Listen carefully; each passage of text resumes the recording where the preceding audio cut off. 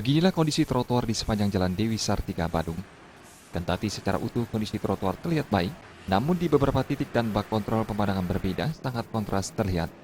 Selain banyak dipenuhi sampah, dari dalam got juga kerap mengeluarkan bau menyengat. Warga sekitar menuturkan, kondisi got yang kotor dan berbau kerap dikeluhkan wisatawan yang melintas. Bahkan beberapa sambungan got atau bak kontrol dibiarkan terbuka sepanjang tahun, sehingga warga setempat berinisiatif menutupi lubang got yang dijadikan trotoar dengan triplek dan kayu bekas.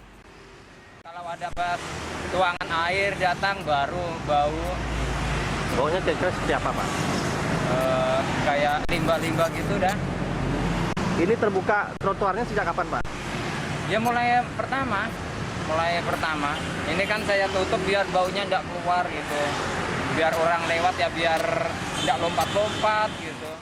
Warga sekitar juga menuturkan, bau menyengat murni berasal dari got bukan dari saluran DSTP.